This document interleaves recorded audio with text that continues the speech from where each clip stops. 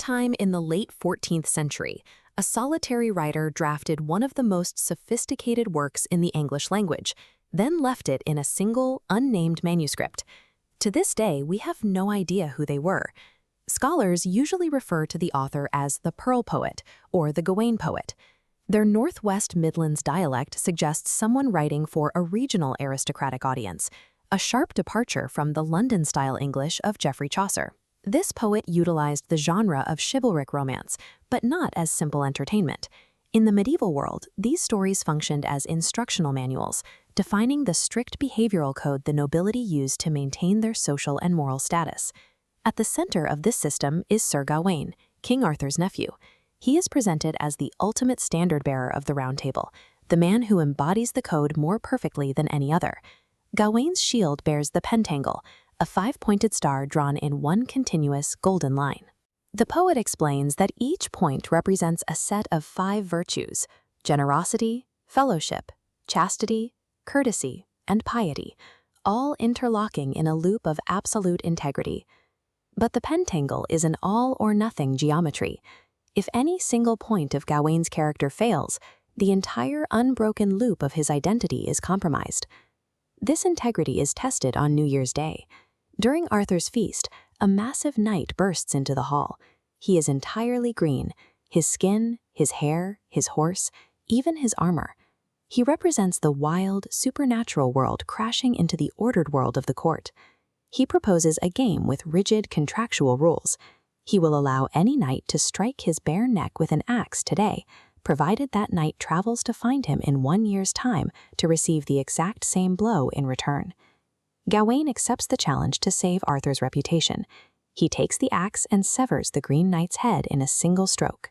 The decapitated body simply walks over, picks up its own head, and reminds Gawain of the 1-year deadline before riding away into the winter. The feast resumes, but the game has changed. Gawain is no longer a legendary hero in a story. He is a man living on a strict schedule, awaiting an axe blow he knows he cannot survive. As the seasons turn, Sir Gawain rides north into a harsh, freezing wilderness to keep his solemn word. The poem's language reflects this struggle. It uses an ancient form called alliterative verse, lines built on heavy, repeated consonant sounds that give the wilderness a rugged, thundering weight. But at the end of every stanza, the poet adds a bob and wheel, a short, musical rhyme that snaps the verse back into place. It's the sound of courtly sophistication desperately trying to contain the wild world. On Christmas Eve, Gawain finds shelter at Hot Desert Castle. He is welcomed by Lord Bertilac and his beautiful wife, finding warmth and luxury just miles from the site of his scheduled execution. Bertilac proposes a game, the exchange of winnings. He hunts in the woods while Gawain rests. They swap their daily gains. But Lady Bertilac tries to seduce Gawain in his bedroom, forcing a paradox. Refusing violates courtesy, accepting betrays his host. Gawain is focused on the physical danger of the axe at the Green Chapel, but his character is being dismantled here, in the quiet of his own bedroom, through a test designed to force a choice between 2 mandatory virtues. For 2 days, Gawain manages to balance the rules. He accepts only kisses from the lady and truthfully hands those kisses over to Bertilac in exchange for the deer and the boar from the hunt. On the 3rd morning, the lady offers a green silk girdle. She claims it is magic and that anyone wearing it cannot be killed by any blade on earth. Facing certain death at the Green Chapel, Gawain's composure breaks. He takes the girdle. That evening, he gives Bertilac the kisses he received, but he keeps the belt a secret. The survival instinct has finally overridden the code. The unbroken loop of the Pentangle has been severed by a simple act of human fear.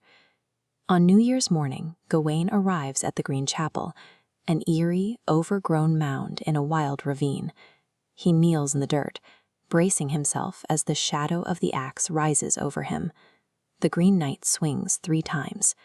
The first 2 strikes are stopped just inches from Gawain's skin. The 3rd strike lands, but it only leaves a small nick on his neck. Gawain leaps up, his contract fulfilled. The knight reveals the truth. He is Lord Bertilac, transformed by the sorceress Morgan Le Fay. The entire year was a stress test of Arthur's court. The 3 swings followed a strict symmetry. The 2 harmless feints or for the days Gawain was honest in the castle. The nick on the neck was the specific penalty for the 3rd day, when he hid the green girdle. Gawain is devastated by his own failure and vows to wear the girdle forever as a sash of shame. But when he returns to Camelot, the court treats his survival as a victory. They laugh and adopt the green sash as a badge of honor, failing to understand the moral weight of his experience. The poem ends with this unresolved tension.